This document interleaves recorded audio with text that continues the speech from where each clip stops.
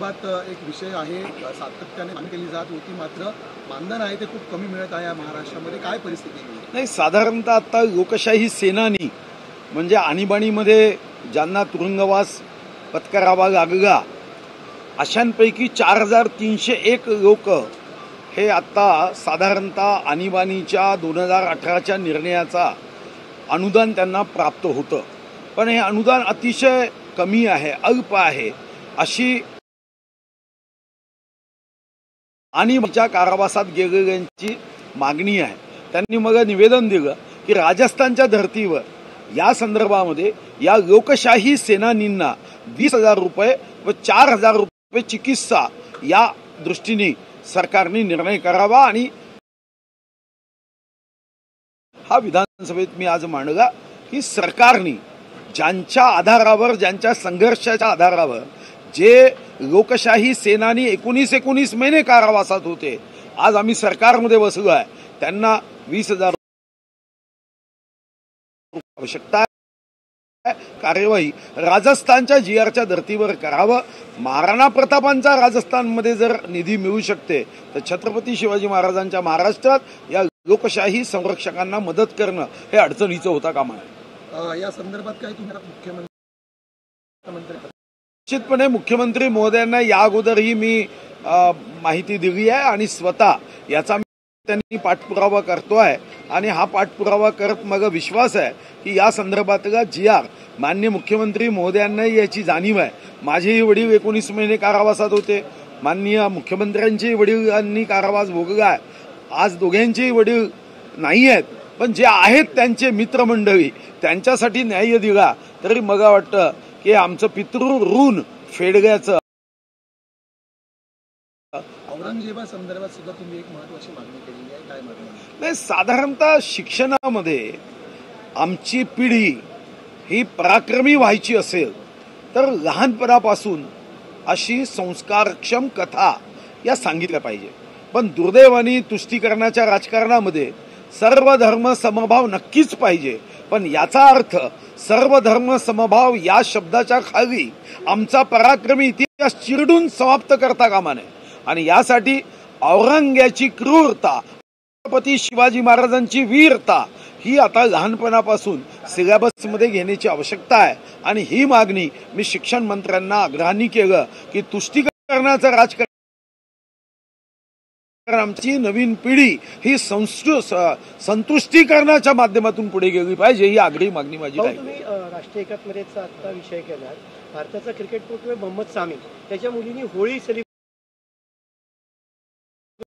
तिला ट्रोल केलं जाते. योग्य आहे का एखादी तरुण पिढी अशी एक्सप्रेस होत असेल तर टीका? नाही, पण टीका तुम्ही कोणत्या आधारावर करता? एखाद्या आमच्या भगिनींनी किंवा एखाद्या बंधूंनी एखादा सण उत्सव साजरा केला तर टीका करता येते.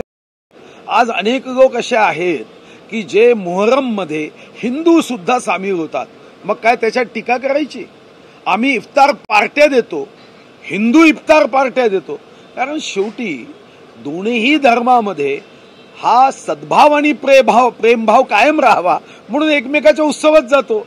जर अशा पद्धतीने काही मौलवी करत असतील तर अशा मौलवींना देशाच्या बाहेर भारत सरकारच्या अर्थसंकल्पातून पैसे खर्च करून बाहेर पाठवलं पाहिजे. सर, एकीकडे आपण शिवजयंती उत्सव मोठ्याने साजरा करतोय, परंतु शिवाजी महाराजांचा पुतळा जो समुद्रात बनणार आहे, भव्य पुतळा, त्याचं एक कार्यालय आहे, 1 कोटी खर्च करून कार्यालय बनवण्यात आलं, त्याची पूर्ण दुरावस्था झाली, तिथे कोणी बसत सुद्धा नाही असं समोर आले चित्र. जी 24 तास चित्र समोर आलं नाही. अशी दुरावस्था झाली असेल तर मी स्वतः कधीतरी माननीय मुख्यमंत्र्यांच्या लक्षात आणून देईल.